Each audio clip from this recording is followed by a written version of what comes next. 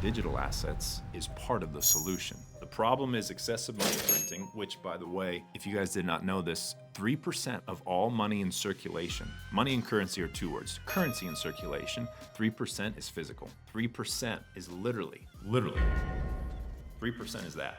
I'm very, very adamant about the words you say and the words you speak and the words you write, the words you hear, the words you listen to, and the words you read. That's 10 to 20,000 a day. It's second to how many breaths we take and how many times our heart beats. We don't drink water 10,000 times a day. We don't eat 10,000 times a day. We don't work out 10,000 times a day. We breathe and we speak, or we say out loud or in our head. So wouldn't it make sense that those should be the two most important things? Make sure.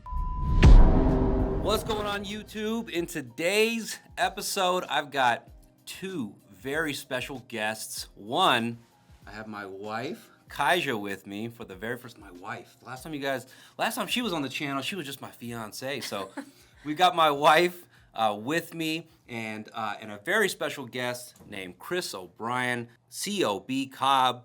And the reason I know Chris is through my wife and her business, and so we're gonna get to know Chris a little bit more today. Chris, if you don't know who he is an entrepreneur, leader, international speaker, business coach, inspiring people to come out better in the realms of health, wealth, and conscious living. Chris, thank you so much for joining us. Thanks, man. That was beautiful. This is cool. That was surreal. Thank you, guys. Thank you for having me, and it's a pleasure. And I was honored to be shared to come and speak and share space with you both. And for those that are watching and listening, hopefully leave this podcast a little bit better and you come out better. So I'm excited. So that's a good segue. I want you to let my audience know who is Chris O'Brien and what is Come Out Better. Yeah, it's always a surreal whenever I get asked this question because I get to relive kind of my past. You know, sometimes we don't like to go back to the days that we were kind of unhealthy or made bad decisions and things didn't work out in our favor. So it's been a journey. And I grew up in Orange County. I was an athlete. That was in my DNA. Basketball was in my hand at 2 years of age, and I had played high school basketball. Then I played in college.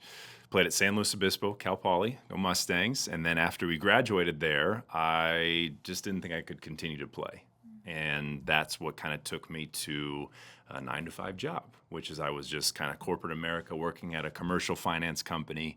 And 10 months in, it wasn't for me. I just went from a jersey to slacks, and it just didn't feel right. And I was still working out, still doing the thing. So I got a great opportunity. I actually took my talent south of the border, and I went to play in Mexico for a year. So I played in Monterrey, Mexico. I played in the LMVP. A lot of great talent, like NBA guys were down there, and I was just a 23-year-old rookie, right out of California, and I played for a team. And that was an experience, a kind of a culture shock, so learning different languages. I'm half Hispanic. That's the reason I was able to go play down there. I have dual citizenship, which is pretty incredible. A little bit of Spanish I've learned, and just playing there was an eye-opener. And then I got really sick. So it was a great experience. The last month I was there, I woke up one day and I had some of the worst pain I've ever had in my gut, and I couldn't move, as if there was just knives just tearing and pulling apart. And I've always had issues with acid reflux and things here and there, but I didn't think anything of it. Come to find out, I get home, do testing and all the things, and I had ulcerative colitis. I had acid reflux. I had eczema on my skin. I was getting hay fevers. I was using steroid creams and antibiotics, and I was just a mess, and I was 25. So that was my first awakening. It was a health awakening. I wasn't very conscious of living holistically or in a way that I live today. So from the food I was eating, the waters I was drinking, the Gatorades, all the supplements, and probably the lifestyles that, in a college kid and things you don't want to do, it caught up to me fast. And I was very reactive in my health. So that was my first red pill, so to speak, was my health change. Like when you get sick, everything stops, makes you question life. And then water came into my life. So a certain type of water someone told me about, a good friend of mine, she had mentioned, hey, just try it for a little bit, see what happens. I don't know, maybe it gets better, maybe it doesn't. At that point, I was out of options. I was resistant at first. I tried everything, and so I gave water a shot. And that's pretty much changed my health forever. A lot of those issues started to disappear and just getting better and improve. And I just saw my body start to change. And that opened me up to the next wave of what my life became, which is an entrepreneur. So I was like, what am I going to do now? All right, I'm healthier. I feel like I'm myself again a little bit. I'm 26, 25 in Orange County now. I don't want to go back to an office job. What can I do? So I became a personal trainer. Okay. I became a personal trainer, and then I did coaching. I did dental insurance sales. I was calling, 70-year-old people, like helping them get dentures and crowns up in my little house on the beach. I did app startups. I did network marketing companies. I was doing real estate. I dabbled into everything. Yeah. I just was looking to find my purpose. And then what happened, long story short, I had a lot of issues, bad deals monetarily, lost a lot of money, kind of got backstabbed in relationships. It was not the most enjoyable time. And so that led me to a spiritual awakening in December 2017. So my story in itself is a book. I want to write one day. Just to give you like a little synopsis of it, though. It was athlete, then all of a sudden try the corporate world, then professional, then come back, health scare, entrepreneur, spiritual awakening, and it's kind of what's turned into my brand and my vision today, which is coming out better from all those things. Yeah. Yeah. Well, that brings me to your brand. Yeah. Well, first of all, thank you for sharing all of that, because it shows that like a lot can happen in a decade, and you just go through a lot of lessons, a lot of changes, a lot of evolution, and then it brings you to who you are today and your brand. So you've been able to use social media to build a community and in turn build your business. So what advice do you have for people who are aiming to do the same using for social media? Yeah, it's a great question. I was very resistant to it. I had no interest in social media. One, I didn't like seeing myself on a camera. I was very self-critical, self-judgmental, low self-esteem. I mean, you would look at me, this guy's in shape, he's handsome, he lives on the beach, but inside I didn't think I was any better than the person at the bus stop. Like I had no self-confidence truly. And I always thought, my voice doesn't matter. Who's listening to me? I had like 1,000 followers. Most of them from high school. Like, who's? I wasn't even come out better. I was at Chris_O'Brien. I wasn't anything. I'm sure a lot of people feel that way, though. Absolutely. Yeah. And that's the first usually step. It's like, what good is my voice? Only 500 people listen to me, or 1,000 people, which is still a lot. We just, in the comparison of these bigger accounts and how we, see the world of social media, if you're not viral, you have no worth. And so these were years and years ago, I had these thoughts. And, it just started getting to a point where, all right, maybe I'll just go live one time. Heck, whatever. See what happens. And the response I got from just talking and just letting people in on the last year of my life was profound. And that was my next little aha moment. And so that was back in like 2018. I remember if you go to my YouTube at Come Out Better, you can actually, I believe it's up there, you can go down to my first video on YouTube and you'll see my first IG live ever. This was Instagram. This was on Instagram. How long did you go live for? For a whole hour. And then after I did that, I committed to going live every Monday for a year straight. I called it a Cobcast. Cool. I called it a Cobcast, like an IG Live with Cobb. Wow. But I wasn't Come Out Better yet. It was crazy. Like I myself knew what was coming, so I just had to put myself out there and get uncomfortable. But I started getting biofeedback. I started having people message me and say, "Wow, I didn't know that. I want to try this. Oh, this is interesting.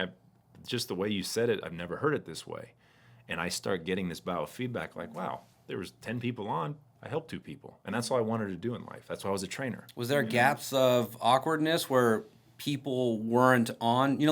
I think I've only gone live like 3 times. And it's crickets. And I need to go be more. Talking to yourself. Yeah. I need to be live more often. Yeah. But I worry about I've accidentally clicked on someone's live and then I'm like, oh shit, and then I have to exit out because it was You're one. and I was the only one, and I'm just like, leave my it bad, I gotta go, I did this Very by accurate. accident, and I just worry that during those periods where no one's in there, no one's engaging, like how was that hour? Yeah. Well, that's a great question, because that's the very reason I didn't do it, because I was so hypercritical that no one's on now, no one's listening. What good is this? Or you have 3 people, and then you start saying some things, and all of a sudden 0 people. Right. They didn't like that.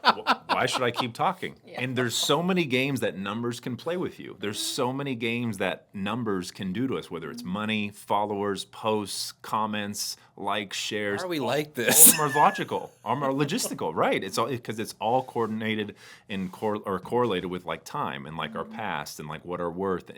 Social media showed me a lot of my shadows.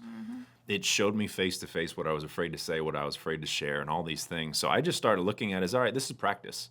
I'd always go to basketball. Some of the best players are performing when no one's in the gym.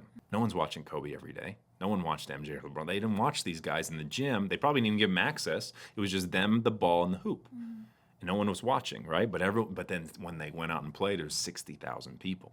Right. So instead of thinking you got to step on the court or step in the social media world with thousands of people, just step in with nobody watching first. Just what does the court feel like? What does the ball feel like? What does the squeak sound like? What does making a shot feel like? And then do it again. Go back in the gym. And then go in the gym again. And then next thing you know, you'll start having people kind of look in and see, what is this guy doing? Oh, wow, that's a pretty good jump shot. Does consistency, like a schedule, help? Like every Monday tremendously. At That, and this is how I would help myself break through, is I would tell the audience this is what I was doing. I'm going live Monday. I put accountability on myself when it was really scary. Because if you don't tell anybody what you're doing, it's very easy not to do it. Yeah. Yet if you kept telling people, hey, I'm going to show up at the office today at 5 a.m., and you keep showing up and you keep telling people, there's going to be a time where you don't want to, but because you told everyone, you're leading now. Yeah. And that was like a big shift. So that Monday live every week for a year, even before our community grew and come out better, even became something, was how I just got my toes in the social media game. And I haven't looked back since. Yeah, it's been incredible. I'm really glad that you shared that because I've been listening to Gary Vee talk about how important it is to just go live on TikTok and to go live on, he created a Twitch. And I just heard it where he's like, I just set my camera up and I'm in my office. Half the time I'm just working. Yeah. Yep. And I noticed that TikTok has been feeding me my algorithm of like people playing Madden live, and I'm just like, Exactly. And, so I think that's a great way to just feel the core, like you said. I think that's powerful. Yeah, because think about it. Imagine if you don't do any of that or you post one thing and you go viral. You have 10,000 followers. Now what? You don't even want to talk. Whereas if you practice, forget the following, forget the likes and engagement your first few months. And unless something pops off, great. But even so, you may not want that because if you practice for a few months to get comfortable talking, eye contact on the camera, speaking your truth, sharing your story, connecting dots, then you have something pop off where you have new people coming, you're ready to roll. You can talk to them. So I think a lot of people want the shiny trophy. They just don't want to get dirty first. But when the trophy comes, they don't feel like they deserve it because they didn't put in the work for it. And it's like we're playing, right, the carrot on the stick, but we're the person that put it on there. So that's why I always think, do the practice now, post the content now, so when something does happen or something gets shared or you get asked on a podcast and then people find you, they have tons to watch now. They have everything to learn now. Yeah. Instead of people like, well, I'm not going to post, no one's watching. Well, that's why no one's watching. Because you're not doing anything. You're not posting anything. That's what those numbers do. But if you can move past that at the beginning and just know that right now, maybe it's not meant to be seen for 10,000 people, a year from now, perhaps, right. 2 years from now, perhaps. And that's the hard part with like investing in anything, patience. Right. Not dopamine, like, oh, viral right away, feels so good. And then the next day it's shot and you're like, all right, this was a temporary high. Right. I'm still miserable, even though I have all these followers. So it's truly a game. It's pretty powerful, too, when people can just get to know you. It's almost like you're kind of right there in a way. And, she tells me all the time, before I met you or while we were dating, you used to talk into your camera a lot more. And she's like, why don't you do that anymore? And I'm like, I don't know. Maybe I'm just busier. I don't know. Yeah. But yeah. Yeah. I mean, we all have lots to say. We just like to say it in our head. Boom. Because there's, we don't want to ruffle feathers. Beat What if they yourself don't agree? up. Yeah, what if people don't agree with me? There is probably a dictionary, like of all the sentences we say in our head that keeps us stuck from sharing anything of truth or anything of value or anything of just self. Just like what you love to do. Yeah. What's your favorite food? Like some people don't think that's entertaining or valuable or empowering when some of the most popular TV shows, you're just watching people what they eat, drink, and do. Yeah. We watch it. I know. Right. And then we don't want to share it and be that too. Like it's the creator paradigm is changing so much. Yeah. It's wild. Let me ask you, because I think you're really good at articulating your thoughts. And like, how does that come from the reps? Does that come from just knowing what you're doing, what you're talking about? Like, where does that certainty come from? Yeah, that's a good question. I would always say what I like to do is take like a Rubik's Cube. And instead of trying to figure it out for people, I just kind of take the colors off it and give them colors at a time. All of us, a lot of people are very smart. You guys are very smart. We're all very smart in different ways. It's just how do we take something complex and make it simple? How do we take something to how to start a podcast and teach it to a fifth grader? That's where I believe intelligence comes from, and genius and all these other things that great inventors have done. They found a way to take quantum physics and turn it into like Wi-Fi. They found a way to take 20 years of research and data into a little invention that grandma knows how to use now. They take the complex and make it simple. So yeah, I think it's an accumulation of repetition, constant self-improvement. So I've read over 120 books in the last 2 or 3 years, and some people will give them a, oh my gosh, I haven't read the newspaper in 10 years. And that's Actually okay. reading them or audibles or Reading. Wow. Because Audible's good. I like to listen to Audible a couple times because it's very easy for someone to listen to Audible and be focused on other things. Yeah. When you're reading, you can't really focus on too much unless you're reading. I don't know if you guys have ever done this. You read the page and you're like, what did I just read? Yeah, happens too often. So Yeah. it's like it's like either you're present and thinking somewhere else, or you're listening and elsewhere. So I just found the way that reading with a highlighter and a pen in both hands, I was able to stay present and take notes. Wow. So a lot of information I like to take in and then regurgitate it and simplify it. And a lot of it's through life experience. You know, I'm a big proponent of words, of language. I'm very, very adamant about the words you say and the words you speak and the words you write, the words you hear, the words you listen to, and the words you read. That's 10 to 20,000 a day. It's second to how many breaths we take and how many times our heart beats. We don't drink water 10,000 times a day. We don't eat 10,000 times a day. We don't work out 10,000 times a day. We breathe and we speak, or we say out loud or in our head. So wouldn't it make sense that those should be the two most important things? Make sure we're breathing properly and speaking correctly. Yet education Could've system, brought my notebook. Why the didn't you tell me to education bring my system doesn't teach us that. I mean, think about it: 10 to 20,000 things a day we are speaking. You times that by 8 billion people, you have 10 quintillion bits of information that are moving, creating this earth. So if half the planet were to upgrade their language, half the world would be changed. So a lot of people are very adamant about scripture. They're adamant about podcasts and reading and writing. Yet when it comes to actually texting or messaging, you'll see a lot of filler words, doubting words, try, but, kind of, I don't know, hopefully, maybe. And these are literally, I could read someone's paragraph that they write and tell them about themselves based on the words they choose. And that's another profound proponent, because if you can take the simple, sometimes people can't read scientific books. You break it down to, all right, you cut an apple open, turns brown. Maybe that's aging. How do we make our apple fresh? People are like, oh my gosh. So analogies, metaphors, and I also study how the brain works. It's fascinating. Makes all our decisions. Yeah. We have no clue how it works. Like, why do I keep choosing this? Why do I keep repeating these thoughts? Why is it the same partner I keep manifesting? Why every time I break up with my boyfriend, the same guy comes in again?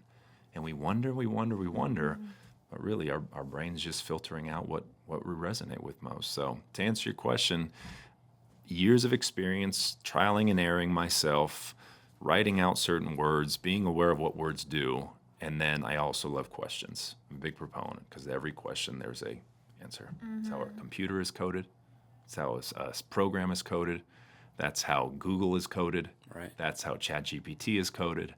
That's how Siri is coded. Everything that is used in mass quantities is coded with a question that brings an answer. We just stop asking questions because we think we know it all, and we don't get answers. It makes me think, like, be more deliberate in what you're learning, because I think the world now, we're so used to taking a lot of information via visual and audio, but reading really makes you, like you said, you have to focus, you have to be present. Like you have sustained attention on one thing rather than you're looking at something else, you're cooking, you're cleaning, or you're washing your dishes, but the audible's playing. You have two different attentions going on. So it makes sense to, like, read. So you just inspired me to read more. No. And the name on that too, we're a society that believes, and I've learned this recently, studying the brain and just diving deep, that multitasking is something that we pride ourselves on. Yet in reality, it's draining our energy more and more. Right. When we go back and forth, we think we're getting a lot done. You're really playing tennis with yourself. Yep. Imagine Nick was on a tennis court on one side, served to himself. He ran to the other side and hit it. Runs back and hits it. Like, what are you doing? Runs back and hits it. You know what I mean? Yeah. It looks pretty impressive. Like, man, this guy's in shape. But how tired will he be after a few hours? Yeah. How tired is he going to be after a few days? I got good cardio. You know, right? But even with the cardio too, you start getting blisters. Working You harder. might work hard to it, is it sustainable for the rest of your life? Yeah. So that's another huge thing is like you can take in all this info, because I know people who've read all the podcasts or read all the books, listen to all the podcasts, yet monetarily they're in the same place. Right. Health-wise, nothing changed. Community or circle, same. They still live in this. Nothing changed. Nothing changed. So there's a gap of what they're learning and what they're applying, right? You can learn all the knowledge all you want, but without applied knowledge, it's a famous quote. It's like, what good is it, right? What good is it? So yeah, it's good you brought that up. That answers the question of, because we were going to ask you something like how, because when we first laid eyes on you, it was on stage as a speaker. Yeah, sure. And so we always were like, oh, he talks so calmly. He's so certain, just Yeah. clear. And so like that makes more sense now. Yeah. So for people that want to become more comfortable on camera or on stage, what's your advice to them? And I'm sure you're just going to probably reiterate a little bit of what you just mentioned, but specifically for public speaking and speaking on camera. Yeah. Public speaking is some people's worst fears. Oh, absolutely. Yeah. And Mine. yeah, Biggest fear of my life. when I saw you speak, I was like, I gotta go talk to him about how calm he is. Like remember I asked you? I just went up to you. I was like, hey, what do you do? Like how are you so remember. calm and certain? Yeah. I admire that about you because that's something that I'd like to be more like, So Yeah. talk about that, for those, because I think a lot of people want to be on camera. A lot of people want to be on stage. Not a lot, but more than we think. Yeah. And Will you bring it back to the core needs of most people, which is to be wanted, to be loved, to be heard, to be seen, to be recognized. Public speaking allows you to do all five: to be wanted, to be heard, to be loved, to be seen, to be recognized. Just because you see someone doesn't mean you recognize they're there. I see you, yeah, sure. Hey, I see you. Big difference. So when you're on a stage or on a social media app, that's where it started to click for me, because I started realizing people were looking for things that I had gone through in my life. So how can I give that to them? People were respecting me and they were recognizing me that I was a good speaker by you telling me that. So that gave me more confidence. So those are really they would call it the root cause, right? Our health and all the things, the underlying emotion, a feeling of speaking properly. It's not that people want, stage time and look good and look all the money. It's to be those five things. And so for me, I was terrified of public speaking. I was actually in college, and I remember a public speaking class I had to do. And it was all about my uncle, who I needed to talk about, who actually started one of the biggest motorcycle gangs, literally, the Mongols in California. And I had everything written out. I was practicing, yet, you walk in that class, armpit sweat's dripping, your toes are tapping, you're thinking of everything you're going to say wrong. What are people going to think? So I was already psyching myself before it happened. The mind loves to do two things: protect us from danger and also overthink dangerous possibilities. So it's like, where do we fit in? It's like, if I go on that stage, most people are like, what if I forget my line? What if the slide doesn't work? What if I look around and start seeing people tune out? What if I mess up? What if I talk too fast? Like, what if I trip? Oh, God. And they're just sitting in their rocking chair at the house watching TV. And they left that ability to even do that. So I always like to say, well, if you have the energy to say, what if those things can happen? Well, can you flip the quarter? So one of my basic ways I coach, can you flip the quarter now and tell me the other side? They're like, what? You told me tails, what's heads? And you'll have people crying. You'll have people that are just like, no one asked me to flip it. Everyone just told me that that's it, that mentality. So I started flipping the quarter with myself. I'm like, well, what if they really take away a lot of value? Like, what if I hit every note perfectly? What if I really actually have a breakthrough? What if I can inspire someone in the crowd? Like, what if that? And new feelings came into my body, new emotions, and that gave me dopamine. It gave me like a serotonin rush and an endorphin release and like wow. And then I started seeing exactly what I'm going to say. Like, I started knowing exactly how to flow. I started knowing exactly what words to pick. And all I did was go from one side to the other. All I did was flip a quarter from tails to heads. I got out of fight or flight into rest and recover. I got it out of what if I can't to what if I can. And so many people are so close to that. So when it gets to the stage, now you're up there, it's even another animal, right? Because the lights are on you. It's like, oh my gosh, I'm like 5 feet above everybody. How are people looking at me? So a couple of things that I started to implement is when I got up there, the first thing I like to do with people is to get an idea of the crowd. So if I'm looking around as I'm walking up and I'm smiling just for 10 seconds, I'm just looking around, just like, thank you, thanks for having me. I'm just scanning. And if I see people looking away or scrolling or something, my goal first, before I say a word, is to get them here. Take control of the crowd. Just get them here. You just stop. 5 seconds of silence. Some of you guys are like, what's he going to say next? It's like, just get them here. And once I got them there, then I can say, all right, just relax your shoulders for a sec, please. Just sit up comfortably so your blood can flow properly. Because if your blood's not flowing, you're not breathing correctly, you're going to leave this moment. You're going to leave this auditorium. You won't even be on this live. You'll be on it, but you won't be hearing me. You'll be hearing me, you won't be listening to me. So you got to get people calm. You got to keep people grounded, because you get to create the environment when you talk to people. I think a lot of people get scared to public speak because they feel they have no control of the crowd. They don't know that if they say something, these people aren't listening. It may be tough for high school kids, or they do it with their kids. Their kids don't listen to them, so now they think they can't be a good speaker. So if you slow down the crowd, get them present, get them grounded, exhale, then you can start. Because by doing that, you're grounding yourself, right? Now you're slower. Now when you're slower, the mind slows down. And now all that memorization, all those skills, all those reps, all the calls with Nick, all the calls with the team, all those books you read will just flood in. And you'll know exactly what to say. You're relaxed. Just got to go up there and just get to being you, right? Because a lot of times we're not us, even in front of camera. It's like we're not us until it takes so many reps to finally just be comfortable and not care in a way. Sure, exactly. Just drop your shoulders and be like, Exactly. this is me. Exactly. And this is me, and this is how I'm going to share. And that comes from the inner work. That comes from the inner work. So I love that, do bouts of a minute at a time. That's why social media is great, because you can practice that and you can record yourself on camera. You're not on a stage, you're just on a little live. You're in someone's hand. Social media is such a trip. Like when you guys watch me on live, I'm in your hand. Like you're holding me like a little baby in your hand. You're like, oh my God, this is so cool. Like think of it that way. Like that. So yeah. weird. Like think of it that way. Like every time you go to send a message, you're not saying it to like the world on a stage. You're saying it, and when someone hears it, you're like they're holding you. Like what kind of message do you have now? Like what do you have to say now? Like when someone's like kind of watching you while they're listening to something else. So, I mean, I can go on and on about public speaking. At the end of the day, though, it's just being aware of the talk before it happens, because a lot of us will psych ourselves out. Because you'll hear too, once people finish their talk, you'll ask them, how'd that feel? What did you say? They're like, I have no clue what just happened. Blacked out. I don't even know what I just said.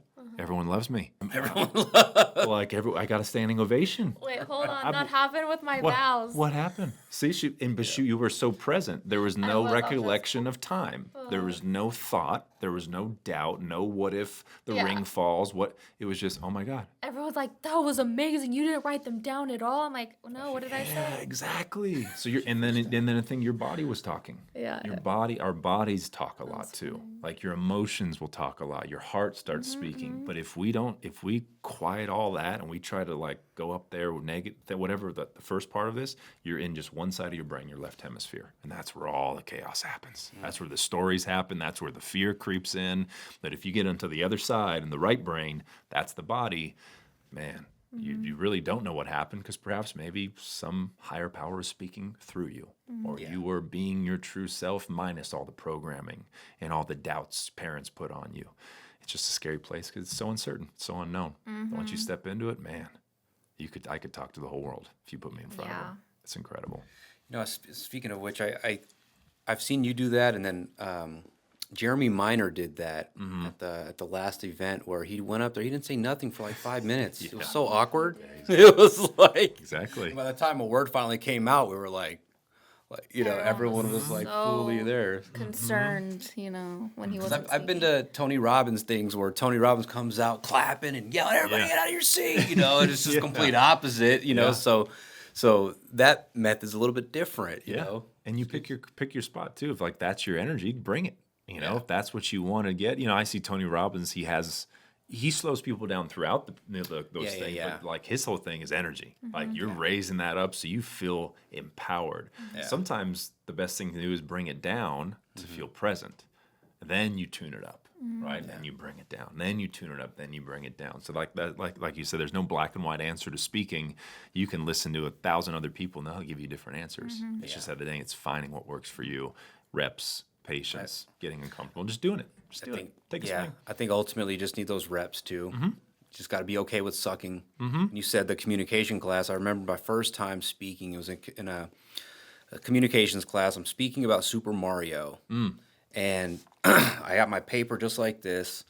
Stand in the front. Yeah. My hand starts shaking. Yeah. And then I'm trying to talk about Mario, and then at one point I just drop it. I'm like, motherfucker, you know about Super Mario. Just spit, you know? There you go. Nice. You know Super Mario. Boom, and then the right rest there. was cool. The That's rest was right. good. There's the lesson, man. You just answered the question you gave me.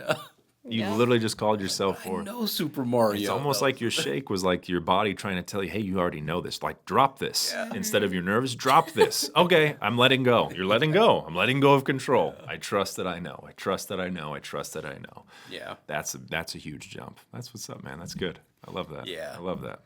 I learned something this year, and it kind of just kind of like encapsulates all what we're talking about is like the most powerful frequency is authenticity. And so like just being yourself. There's no reason to be nervous. There's no reason to doubt yourself or to worry about people's opinions if you're just really, this is me. I accept that this is me, and it's okay if you don't accept that this is me, but this is me. And so just be yourself, be authentic, and speak your truth. You don't need notes. You don't need... What do you think holds people back from being that? What's the biggest thing? Maybe from your experience or what people have told you? hold you back from It's your hard- authenticity. It's hard for me to be myself. I don't know who I am. Previous traumas of being judged. Yeah. Of course, people's experiences, maybe their parents affected them. I know one of my parents affected me really bad, and it took me a while to make my own decisions. It took me a while to feel confident. So yeah, childhood, societal norms, comments, not getting enough likes. People are very held back by a lot of external factors. So comparison, yeah. So yeah, that holds people back. But I think you need to peel the layers off and unlearn and just get down to who are you. I'd like to ask you, talk about some leadership. Yeah. Because I know you lead a pretty large organization. How many people are in your organization that you're leading on your calls or just in your group? Yeah, well, How I many think. people are you impacting? Oh man, well, I mean, first social media, I've got hundreds of thousands. I'm on 8 platforms. Pretty incredible just to even think about. Sometimes I don't think about someone asks me. That's what questions do. Ask more questions, get more answers. So that's pretty incredible. As far as like community goes, our Wake community, we've served over 10,000 people between me, Jilly, and all of our leaders. I would say actively we've got 500 to 1,000 people over 20 different countries. And then on like Zoom calls, webinars, we get anywhere from 50 up to 200, 300 people just consistently for years. And you can say it's how do we get to 500 and 1,000? That's the goal. Yet with what we do, people are so free. Like they can come and go as they please. Like they may need to come in for a month and learn something, apply something, generate some income, change some lives, and then they go travel. And so that's the beautiful part is like we're not too overthinking of consistent growth in numbers. Like as long as we're just impacting people and inspiring, that's what it's all about. And then directly through me, probably close to over 1,000. And then I would say anywhere from 50 to 100 plus are actively working and building the business that we do. So yeah, I always just love to see whether it's 20 people on or 200 people on or in front of a room of 2,000 people or whatever it is, they're always going to get the best. I don't like to be in a position where if there's a low, kind of back to the lives, right? Just because there's 2 people on, my mindset is I'm going to act as if there's 2 more zeros on there. That's where we got to be a little imaginative in leadership. Sometimes we have to role play and think that like, well, I only have 10 people on my team. You think you have 10. How does it feel to have 100? Like, I don't know. That's why you don't have 100. Yeah. Like you don't even know how would that feel. Like you're still doing your lifestyle and your habits. So that's where you can use numbers to an advantage instead of kind of being beat down by them. Like, oh, my team's not as big as Kai's. Like my team's not as big as this. Or only 10 people are on my Zoom. I'm like, that's 10 more than none. Yeah. Like if 50 people on a Zoom, that's a classroom. It's 200 people on your Zoom. That's an auditorium. You have a couple thousand. You are literally preaching to a stadium. And no one's listening. They punch to join for a reason. They hit sit and join for a reason, and we just skip that, right? We just skip that. So yeah, it's been pretty incredible to see the growth. We started with 30 people on WhatsApp in 2019. Wow. 30 that's people cool. on WhatsApp. WhatsApp. Right. 50 people to like 10,000 people it ranges, I guess, throughout, depending on where we're leading. But I was going to say that I don't see it as people. I see it as lives. And lives are very valuable. Lives can be changed. Lives can be altered. Brains, mental health, all these things can be elevated. Yeah. So it's like if you have 2 people on your meeting versus 10, it's like, but they're lives. They're not people. It's like Exactly. a whole journey, a whole life. So, Very good. Yeah. And how many lives can those lives impact? right. It's a ripple. It's a ripple It's a effect. ripple. Yeah. And it's a lifetime of potential. That's So, what's so incredible. You help 50 people, it could turn into 5,000. Yeah. Easily. Hold that thought on Ripple, because I do want to ask you about XRP. I'm not anytime. I wanted to ask that just because leadership fascinates me. Yeah. Leadership is influence. It all is kind of, it's all connected. You Yeah. know, social media is yeah. influence and leadership is influence. So, so I think you answered the question on ways to become a better leader. I think you kind of nailed that. Can I add one more thing in there Yeah, for you? please do. So 2 things, and they go hand in hand. We just had a great call today with my friend Nick Comodina, who I look to for a lot of business advice and just kind of mental health and things. And he's done great with leadership. He actually was a millionaire at 25, but he left. He left that making millions at that time, owning a gym, because he wanted to help leaders grow in a different way that society kind of makes it. So he's all about conscious leadership, which for him, and I really resonate with, is leading yourself first, finding your identity first. It's like hard to lead somebody if you can't lead yourself to healthy food. If you can't lead yourself to working out when you say you're going to, doing what you say and saying what you do. So that's just like a summary of that first part. And the other part is quiet leadership. I've trained on this. I've preached it to the choir, and I was always telling people, how do I grow in business as being a question master? And this was years ago, before I even had all these divine answers God gave me about quiet leadership, Jeremy Lee Minor, how to be a question prober, and human design, all these things that have to do with questions, Q, questions, all this stuff. And so a quiet leader is, in short, someone who can help people grow, empower themselves, find their own solutions, all the things, right? All the things that you would want a follower, or whatever word you want to give it, right? Lives or people. I love how we can switch words around to find that meaning. And at the end of the day, you're not known for the one who did it. So you can have people in our community have breakthroughs. And if they said, hey, I found this, if I'm in the audience, I'm smiling. Instead of, no, I told him that. That was my code. That was me. And when I got rid of that thought process of like, that's my credit. Because, we're so big on like, oh, shout me out. Like, tell them how you got there. It's like, that's the loud leader. I like to be a quiet one. Because the quieter I get and the better questions I ask, these people become leaders within days or weeks instead of years in lives. So that little shift right there of quiet leadership, is a great book called Quiet Leadership that I learned a lot from, and it's very solution focused instead of problem focused. Sounds like what we said, right? It's very heads instead of tails oriented. Instead of why did that happen? How can I make sure it doesn't happen again? And that's what I've helped a lot of people break through from, and just in a phone call, they can literally make a quantum leap in leadership from thinking it takes 6 months or like 6 figures or I have 6 builders to, wow, I just asked myself 6 questions and now I feel like I am there. And then it follows. The money comes in, they have huge months, crazy transformations. So yeah, those 2 principles too, just to tie in with leadership. That's a what I built. beautiful skill. I'm barely tapping into that, but it's a beautiful skill because you're asking people the questions so they can unlock the answer themselves rather than you telling them what they need to do.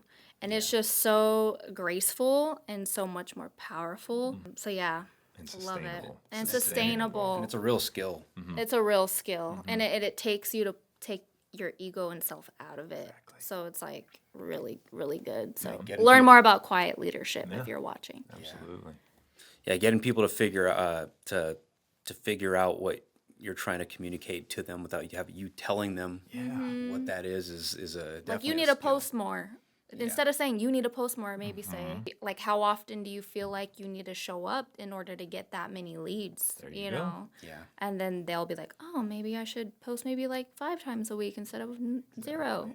'Cause you'll hear most people like, no one asked me these things. Yeah. Like, it's what I get all the time. No one ever asked me this stuff. Wow. Like I was on a call today. I'm like, hey, before we wrap up, can I ask you something? Like, how do you want us to lead you?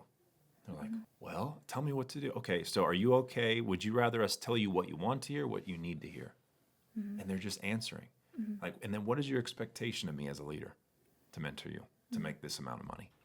And those three things are like, man, this guy was 55. He's like, man, I've lived here for 55 years. No one's ever asked me this stuff. And it's profound. He's like, well, Nick, tell me this. If I don't show up, text me here. And if you think there's something I should be doing better, just call me and I'll answer, and then just give it to me as it is. And that just saved me years of guessing how to help this guy. But they're just so enlightened that someone asks a question, because you only do it what? In a job interview. Hey, sir, let me ask you a question. Why do you want to work here? You're just like, well, I don't know. Or in school, raise your hand if you have a question. So I always like to ask, the best question I like to ask is, do you know the difference between asking and telling? Because if you do, your whole communication will change in your life. Most disagreements, divorces, discussions, altercations, conflicts come from telling each other things, and it gets louder and louder and louder instead of actually sitting down and asking. Like, why do you feel that way? What can I do to improve? How do we create conflict resolution here? So if they don't know the difference between ask and tell, that's where I know where they're at with their language and their communication. But once they figure that out, more times they'll start asking people things instead of telling them what they want, what they need to do, and what they should do, and what they could do. Usually those things never happen anyways. So, like, what do you feel you're ready for? Like, what's your strength? Tell me what you're good at. I'm not going to tell you how to make six figures. Tell me how you're going to, if you could. And they're just like, well, I go post here. I would go do that. I'd probably start a blog. And actually, I'm going to call my uncle right now. Good idea. I'm like, How would you have known that? you said, and yeah, right. And I was like, I could never in 10 years guessing of what you need. No wonder people quit. And no wonder it's not duplicatable. And asking even the question of asking somebody why they would want to make six figures. Sure.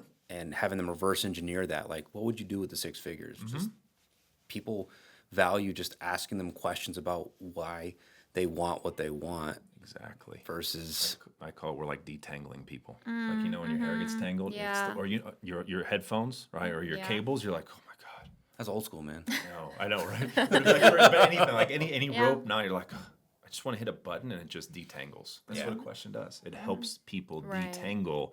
And I tell people, I'm just helping you detangle, because once you're detangled, you already know what to do. Like, energy flows perfectly. You know exactly what to say, where to go, what to act, what to be, what to see. And people just have profound, like, aha moments. That's why I said, you said it, not me. It's one of my favorite things I tell people. Yeah. You said it, not me. I didn't say any of this. Nick said all this, by the way, guys. He asked these. They're asking me these questions. So they're creating this podcast. I'm just responding. All right, so I know that you know a lot more than I do about cryptocurrency, and I know you're very bullish on XRP. I have no idea why I even own XRP or any cryptos for that matter. It's more so just I own it because of FOMO, which is this is not financial advice, by the way. Disclaimer. I bought a bunch, and then watched it go down a lot and didn't sell, and what's your prediction with cryptocurrency? And second question is, why are you bullish on XRP? Because I noticed that you talk about that one the most. Yeah. You even accept that as a payment, Yeah, absolutely, absolutely. Well, first, to even get into that, just like anything, we'll go backwards a little bit. We got to go just in maybe a few minutes of why is crypto even here? Why did Bitcoin arise? Why is Ethereum around? Why is XRP and these other cryptos? Why are there thousands and thousands of digital currencies now? Like, why? Well, before that, we got to go back a little bit. So back in the early 1900s, well, even before that, in 1871, there was an act that was established. It was the Organic Act. It was pretty much the British Crown bought the USA. Like, we were under their jurisdiction as a corporation, right? So we were kind of already in a bad spot, and we owed them a lot of money, and we didn't have the money. And there's all sorts of other details. You guys can look up the research, pretty profound. And so fast forward, in 1913, there was a president enacted the Federal Reserve Act, which allowed a external, non-constitutional external entity to come on in and start printing money. And they gave our power away to this external entity, right? And then now, all of a sudden, this was over 100 years ago. And if anything, if you guys study any macro or microeconomics, you've heard of Ray Dalio. There's like these periods of every currency, every monetary system, every 100 years, it goes through a crash and a reset. So we're over 10 years due. So it's Over. we're over 10 years due because this is 1913. History's We're in coming. 2023. So time. Yes, we go by time. Yet all it is the same thing cycling. Yeah. And if we don't learn our lesson, we'll repeat it. We'll repeat it over and over and over and over and over and over until you break the loop. How do you usually break a loop? It's a cue. It's a question. You break the loop.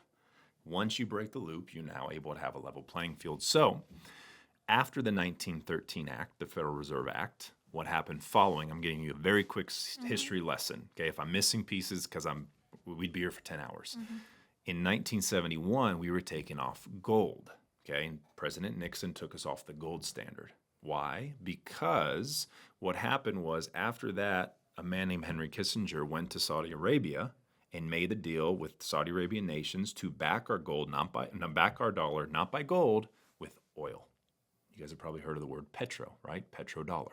The petrodollar, it became what? The world reserve currency. Every nation, every country around the world, in order for them to have energy, have food, have lights, have gas, have oil, to travel, trade, move, build, had to use the US dollar. If they didn't, our government would go in and, well, they would cause war. They would cause disease and famine. And so they have kept the world hostage, the US dollar has, that is not backed by anything. So they've done that through inflation. They've done that through sanctions. They've done that through suppressing precious metals. They've done that through money printing, which is called quantitative easing. And they've done that through fractional reserve banking, where the money we put in the bank, they loan out. They manipulate the stock market. The whole world, everything that you may look at the world as negative, healthcare, education, technology, finances, you name everything, every sector, every industry is propped up by the petrodollar. That's a problem. Because why? Like you said, they can keep printing it and printing it and printing it. We are over $33 trillion in debt, and you can't get out of debt with more debt. It is a never-ending cycle, and there's no way out unless a full collapse and reset. And other countries are starting to ditch our currency. Exactly. About 70 to 80% of the world's GDP is no longer using the dollar. So where all the dollars go? You got to come back home.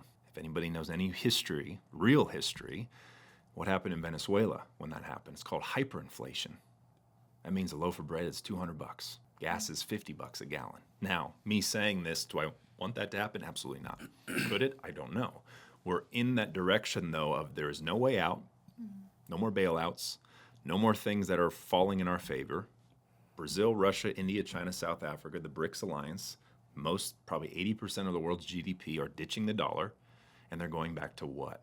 Gold. Central banks bought the most gold reserves the last 2 years than the last 100 years. What do they know? Why are they telling us to buy gold? Why aren't they telling us to buy silver? Right? What's happening?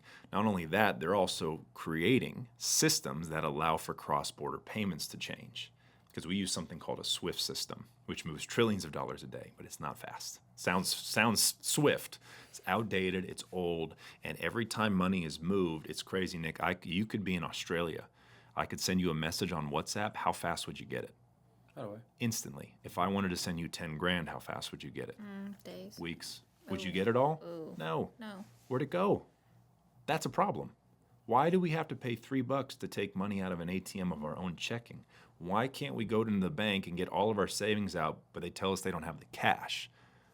Why is it that they keep printing money and tell us it's just normal for stability, yet every day there's now the middle class disappearing? So I can go on and on, right? On and on and on about this. So there's a problem. To answer your question, crypto, digital assets, is part of the solution. So the problem is excessive money printing, which, by the way, if you guys did not know this, 3% of all money in circulation, money and currency are two words. Currency in circulation, 3% is physical. 3% is literally, I think I have in my pocket because of a tip. 3% is that. 97% is what? Digital. We're already using crypto. Yeah. We've been using it ever since credit cards came around. So crypto is not new, it's just a new term for Yeah, it's a people, new term. right? So they're wrapping their head around that. So that's the first part. And the second part is, instead of cryptocurrency, think digital assets, like actual technology, innovative technology that disrupts the whole infrastructure of world banking, settlements, finance, trade, derivatives, stocks, you name it, anything monetarily. because that's how bad our world has gotten. The world's not going to change just by people waking up by not drinking fluoride in their water. The world's not, like, those are great things. The change is going to happen when the money changes, when the currency changes, the financial system changes. So now we're back in the present. A lot of things have happened just in the last couple of years. The Federal Reserve was dissolved into the U.S. Treasury during a certain president's term. We'll not get into that, just to spar the details. It's year 2024. But basically, just saying.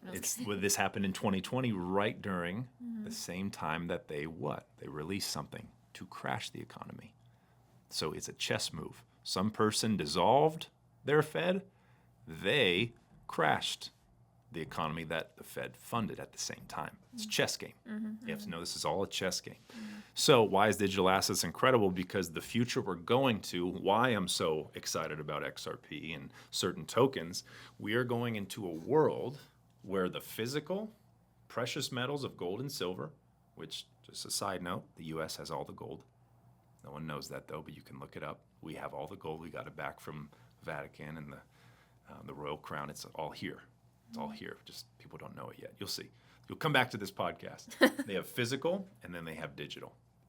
Because, Nick, if I wanted to send you, if we're going back to a gold-backed currency, means every dollar that I just put on that table, if I were to take that dollar and go to a bank, I can grab a bar of gold. I can get a gold coin. My bank will actually be a vault, not a place where they take it, launder it, inflate it, pump it, and all that stuff. How am I supposed to send you $10,000 of gold in Australia? Can't. Right. So what do I got to do? I got to send it to you. So what can I send it to you with? digital. That's the future. So my question is, what technology moves that much money? What technology goes from border to border, peer to peer, where there's no middleman? You get what I'm saying? And I can ask you 20 more questions, and your answer will be very similar. Right. And it will be certain digital assets that have been sued by the SEC, that have been hush-hush by federal governments, that are working behind the scenes with every big bank in the world, yet on mainstream media and hype, they're not even talked about. Yeah. Not Bitcoin and Ethereum. There's different ones. That's where I look. I go where people aren't. I go where it's hidden. Who's making the partnerships? Who's using the technology? Who's being suppressed? Who's being sued? Who's being attacked and censored and blamed? Because when a structure that has held on so long and so much control is getting challenged, and there's innovation coming in, kind of like the water we share, like technology that's coming out, holistic remedies, people are waking up about pharmaceuticals. Innovation creates chaos, not for us, for them. So why am I so bullish? Because it's already set, it's already done, the transfer is already happening, nothing can stop it, you can't go back, and the only way is forward, and everything is laid out. We're just waiting for the event to flip the switch, and next thing you know, we're living in a whole new world. Is this going to happen? Your prediction on when? If I had to predict, I used to predict a lot, yet I'm now realizing that those were faulty predictions because there's more that had to play out. Every 4 years there's an election. This will be the last election that we might never even have the election. So I am expecting this year. When? Could be the end of the year. I just know that by next year, this time we'll be in a different world, hands down. What about what are the top 3 coins that you're all in on? What did Twitter just What's the become? majority What did Twitter of- just become? Threads, right? No, Or X. X. X. Yeah, those are my top 3. XRP, XLM, XDC. So those not, three. not Bitcoin and Ethereum? But that's what everybody's on. But he said Exactly. he goes where nobody is. Exactly. Well, the thing is with everybody, there's variables, because put it this way, if everyone in the world were to use Bitcoin at once, the world would shut down. There's like Bitcoin mines are being outlawed in real time. You just don't see it on the news. Gotcha. They're only showing you when to buy. They're only showing you the pumps and all those things. So I've never bought Bitcoin, don't plan on ever doing it. Number 2, Ethereum, that's a whole nother different animal. That's even another podcast. There's certain lawsuits, there's certain things that I wouldn't even want to touch. So What is it about those the 3 X's yeah, that make you comfortable? think of all the volume or value in the world. Just name it out. Precious metals, stocks, real estate, insurance, assets, oil, commodities, metals, diamonds, real estate, everything, anything that has value. If we are going to be tokenizing it, meaning that it is going to give the everyday person the ability to get access to wealth that only the wealthy elite could get to, How much value is that if you had to put a number on it? It's a lot. Quintillion, quintrillion, more than any human brain can even fathom. So how do we break up all that value into different ecosystems, into a cross-border peer-to-peer network or a cross-border payment or a derivative? Like the derivatives market is over $700 trillion, and it's a ticking time bomb. So XDC, for example, can work with the derivative market. You have XLM, Stellar Lumens, that can work with peer-to-peer. Do you know there's more people that have cell phones and smartphones than they do bank accounts? For example, in Africa, they literally have a smartphone, yet they have no way to do trade. So imagine giving people in third world countries who all have phones access to trade, access from peer-to-peer, access to be a part of a stock market, access to actually share, let's say, a common good with their neighbor, and they can transact in that local Zimbabwe currency, Right. expressed through the blockchain. You are taking what used to be the 1% elites to the 99% slaves to now the 99% of the people and the 1% of the corrupt. So how do you do that? You have to flip everything. You have to take all the value and move it to a new system. So the three behemoths that will be moving all that value and have been moving it and are proven and have the technology, the patents, the licensing, the deals, the partnerships, which takes a long time to learn. This is 5 years of just researching, are those three. Those are my big three. Everything else will be supplementary. Everything else will follow. Bitcoin, if it stays, will be on those ecosystems. Ethereum will be wrapped on these ecosystems. Dogecoin, Cardano, all these other ones. Great projects, great up-and-coming teams in development. Hopefully they stay on. The Ripple CEO says that 98% of crypto won't be around in the next few years. And he's right, because a lot of them are pump and dumps. They're Ponzi's. They're just gambling. Right. There's no utility. You can't use them. So what are the remaining 50? What are those? Identify them. How do you get involved in those? And that's what I've been doing for years. And so are you getting involved? Are you buying enough of these coins just because you want to be ahead of the curve, or so that way the value is more once this transition happens? Or why is it that you're not buying more the good old-fashioned real estate and land, like those old things that are proven to hold their value? The value they're holding. And maybe you are, I don't know. Yeah. The value, I don't own any of it. I precious metals and digital assets. Because the value those are holding is still through the fiat dollar. So if the fiat dollar does collapse, what happens to those assets?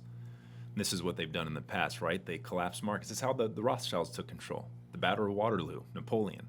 They had the whole war was ending, but they told the British stock market something, and then the British stock market went to a penny. The Rothschilds came in and bought it all up, spiked back up. Now they own all the assets. So there could be something happens where all those things that you just mentioned, the old school ways, come down very, very low during the switch. And that's where, if you are interested and you have pennies on the dollar, you can buy a ton of assets, a ton of stocks, or a ton of real estate or land.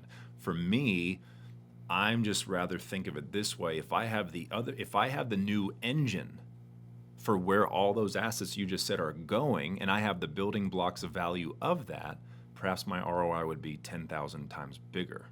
So then instead of buying 100 houses, I can buy now 10,000 homes and house veterans, or I can house the homeless. Or instead of 20 acres of land, I can buy 2,000 acres of land and start a food forest and start rebuilding the land the way nature intended. Right. So I just go like a whole nother step bigger. I just don't know if I were to skip that, and let's say that crypto portfolio becomes $10 million and the old assets you just mentioned is just about 200 million, that's a big gap. 200 million to 10 billion. And that's just how big my mind stretches. So that's where all my energy is into that and precious metals, because silver has been suppressed. Gold has been suppressed. Should be at 30 to 50,000 an ounce. Silver is at $25 an ounce. Should be at least 600. So imagine when you have that, the physical and the metaphysical combined, then I'll be able to buy all the land I want. Then I'll be able to give back all I want. Then I'll be able to create all my come out better care centers for holistic healing and light them up academies for kids. So it's a great question, because yes, we think the land, the real estate, those are great options. And if people are investing, I say great, but I'll just ask them questions. Like, after this shift happens, what's the value? After this, how? Because it's cool, because on certain protocols like XDC, you can actually use certain DeFi payments to do mortgages on homes, or to do loans, or to do credit things, because the whole financial system is going to change. So I just look at the change of where everything's going instead of what we've been doing and how that's going to change. I kind of want to be one step ahead for it. That's just my opinion. That's just my lens. Yeah. Mind blown. Yes. So it's for James, to part of your question, it's good you are holding these things. And if there's ever resources you guys want to learn or watch, I've got them. I'm happy to share them with you. They're in fantastic videos. They're broken down to the T to a point where, like, when you see it, you go to bed every day. Like, I go to bed smiling and wake up smiling. Yeah. Because I know they always say you know what you hold. I'll be honest with you. I have a friend from high school that I have a couple friends from high school that I would not take any financial advice from. Any financial advice from. And when they told me, like, hey bro, you have XRP, right?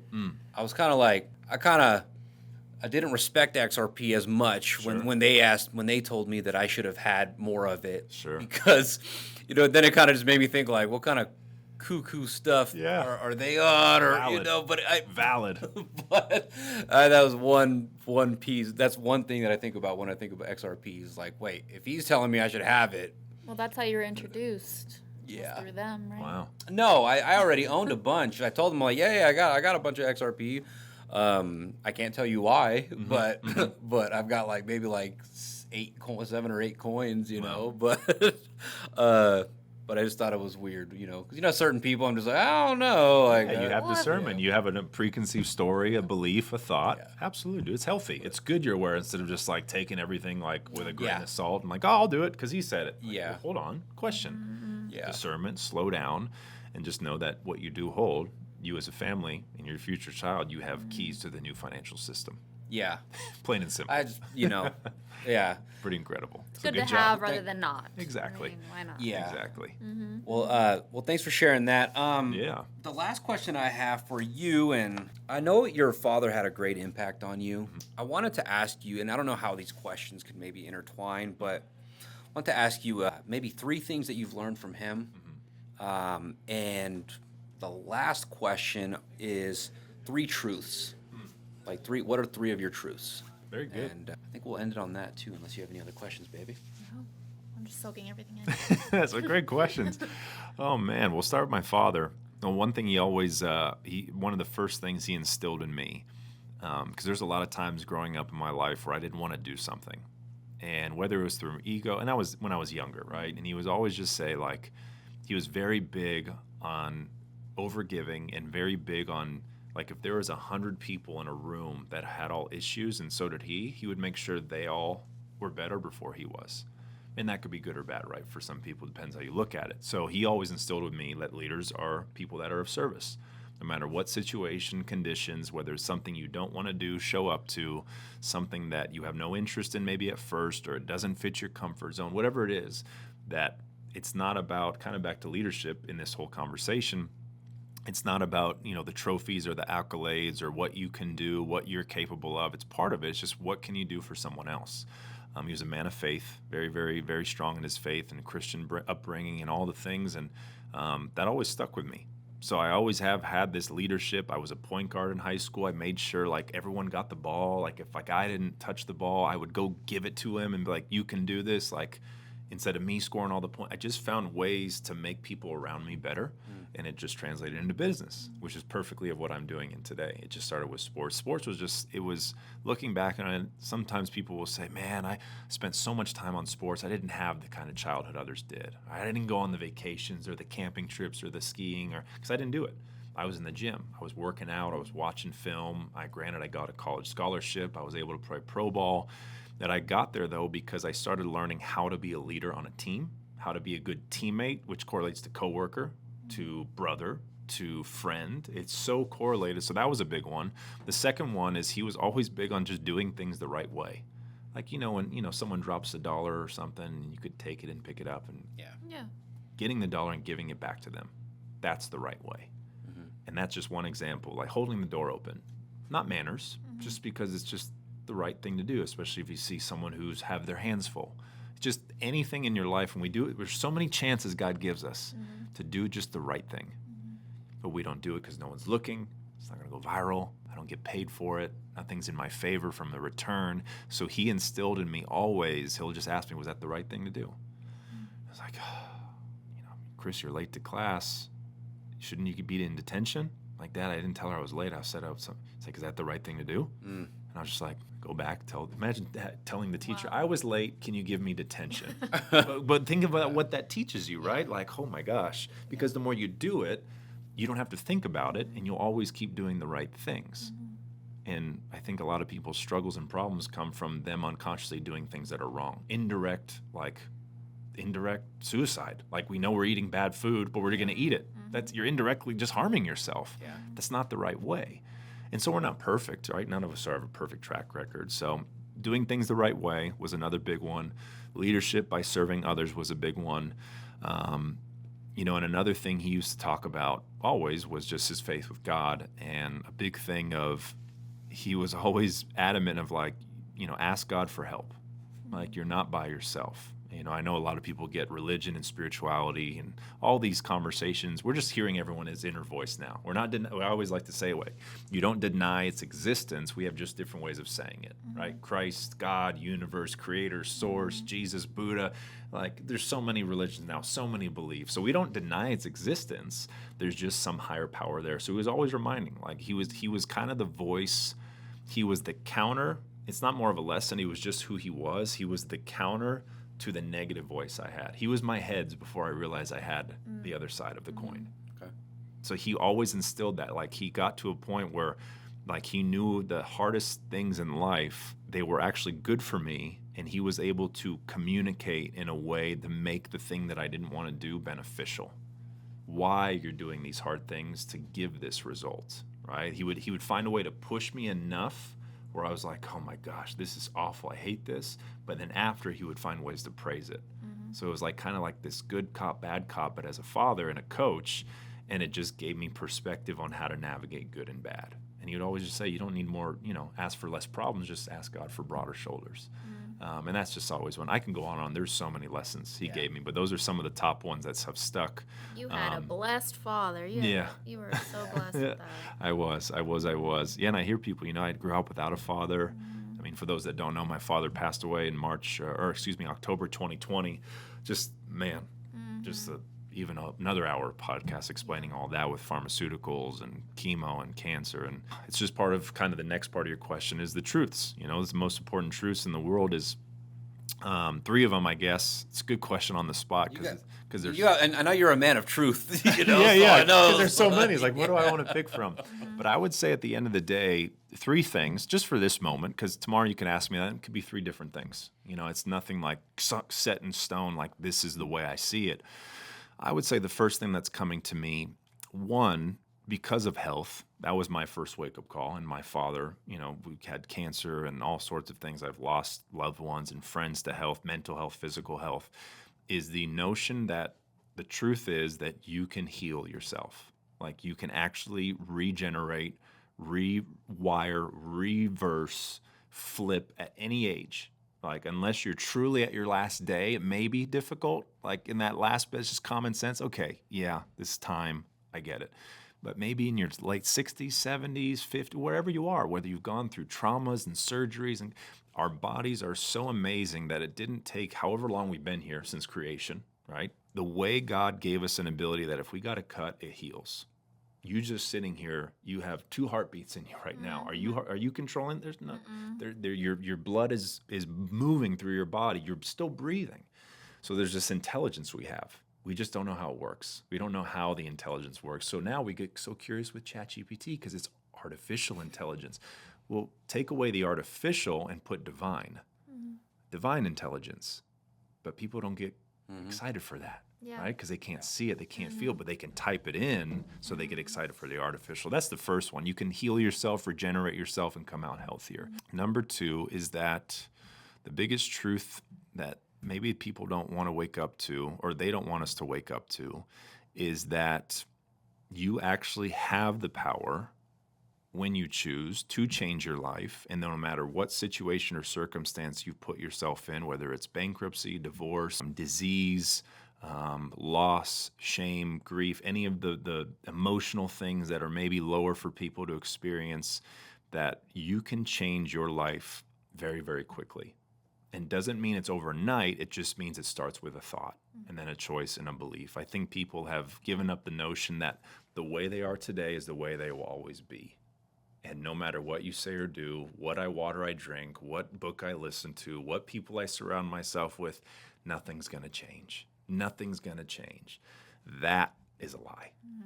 And they've told us and found us a way to do that through the whole system that we live in. School and retirement and jobs and white picket fence, American dream, and then internationally, these different constructs and cultures. So that would be probably the second one. And then the third one being that just about everything that you perceive in your reality is actually a reflection of your inner world. So you see the freeway with traffic and you see that is bad. It's going to be tiring. Oh my gosh, I'm late. That's what you see because the inner world says that. The inner world repeats that. Someone else can see, oh wow, traffic, perfect. Now I can actually listen to my podcast. Now I don't have to feel like I'm in a rush. Now I can actually spend more time driving with Nick to Sedona. Instead of like getting there in an hour, now we get 3 extra hours. But you see how you see the traffic didn't change. Yeah. The lie itself is that you are the effect of the cause and vice versa. It's just how you perceive the world. So there's a balance of your perception. So funny you asked me because I probably this is the truth of the day, maybe not the truth of the world for Cobb, but today on some of my calls I did earlier was what is the difference between perception and perspective? And I'll finish with this. Perception is just how you perceive the world. Right? Some people will perceive walking on stage and talking as terrifying. Some people will see it as empowering. Some people see it as inspiring. Some people see it as anxious. I'll keep going on and on. 8 billion people, there's 8 billion different stories about Nick.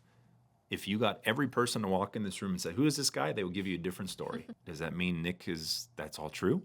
Oh, this guy looks like he's doing some sketchy stuff in here. We're doing a podcast, but they walk out. Next person comes in. These two they're friends. I wonder how long they've known each other when really you're partners in life and you have a baby, but they don't know. So you can have every person walk in and that's everyone's perception. The lie itself is that other people's perception of you is you. That's the lie. Everyone has a story about you. Perspective is when you take yourself and your ability to pluck yourself out of your own consciousness and I go, what is Kaija thinking? And then, what does this guy think? And we've lost this ability. Yeah. Right? We've lost this ability to see other people's perspectives, so we argue. So the last truth is pretty much this. How you perceive the world is how you're going to live your world. So if you perceive the worst case scenarios, what do you think is going to happen? If you keep telling yourself and saying that I can't afford it or I can't do this or it's too much money, will the money ever come? Not at all. So you're right.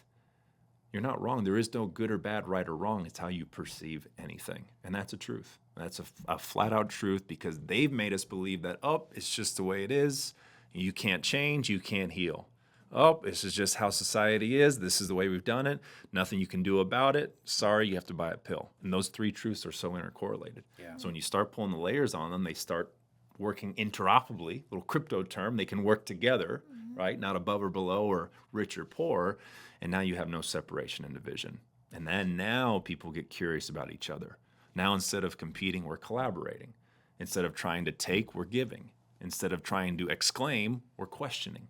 And now we're getting more answers. And that's when people start coming together. And now all of a sudden, you have common truths. You have common realities. You start finding your people, finding your community, finding your tribe. And you go to an event, and you're like, this feels so good. Because you called that in. Like your brain found exactly what you believe in, what you think, what you say, what you feel, what you repeat, what you know, repetition, consistency. It's not just to make money. It's to train your brain how to look and find the things that you want to align and match with. Because if I say red car, red car, red car, red car, red car, red car, red car. You guys gonna see a red car? You're probably gonna watch this right now, this YouTube, this podcast, leave your car, walk outside, and there'll be a red car right by you. And the license plate will say, my red car. Right. What did I just do? Yeah. We just brought the awareness into one thing so your brain will find it. So if you can't, too much, expensive. Everything that comes into your life will be too much and expensive for you. Right. Yeah.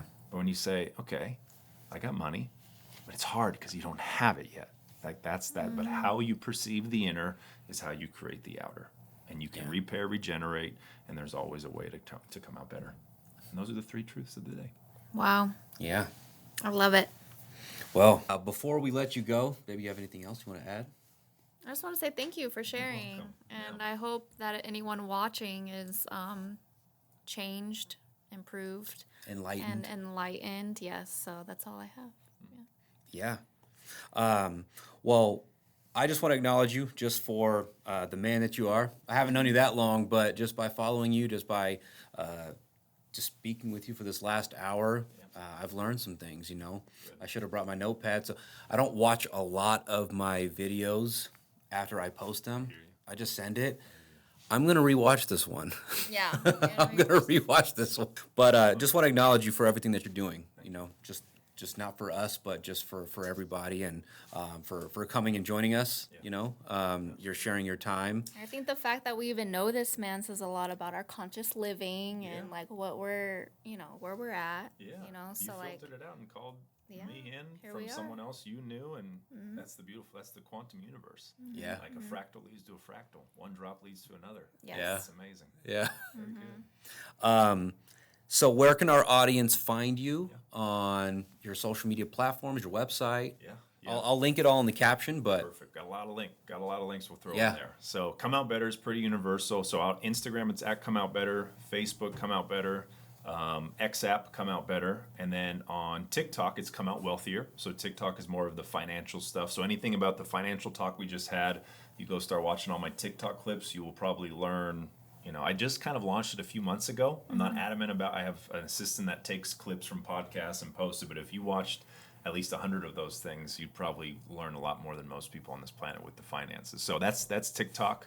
I got YouTube, Come Out Better, where all my podcasts I've done are uploaded there, as well as all my IG lives I've done since I think even my first IG live. You guys want to see where I've come from.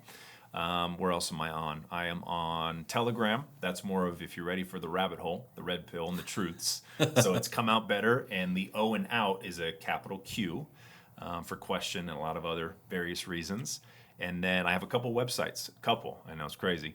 ComeOutBetter.com. That's more of like my brand. I got a shop on there, my bio, my podcast, my coaching, all my offerings, and then ComeOutWealthier.com is for crypto. So if you're interested in learning crypto, I have a full course laid out, modules, Zoom recordings, a Telegram chat, and we're coming out with Come Out Wealthier 2.0, which I'm excited for. And then I also have ComeOutWinning.com. So if you go to that landing page, that'll give you an idea of how to generate income, work with me directly, entrepreneurship, high ticket direct sales. So that's there, ComeOutWinning.com. And then within Instagram, I have 2 channels. One is for health, water focus. Another one is for wealth, which I drop a lot of what we just talked about here. And I think that's it. he's not hard to find. Yeah, ladies I'm and everywhere. My word for the year was omnipresent. Okay. Oh, nice. My omnipresence. So wherever you go, you'll hear me, you'll see me, because all humbleness, like I like to be a voice for people. Yes. Now you're on Nick Saga's podcast. Yeah, Look now at we're on that. Nick's podcast. That's what I'm saying. We're all over. We That's want to so be everywhere. funny. We want to get our toes in all the waters of the world. Yeah. So yeah, those are all the places you guys can find me. Awesome. Thank you. I'll link it all in the caption. Chris O'Brien. Thank you, sir. You're welcome. Come Out Better. We all just did that. Yes. Thank you guys. Thank you. Blessings.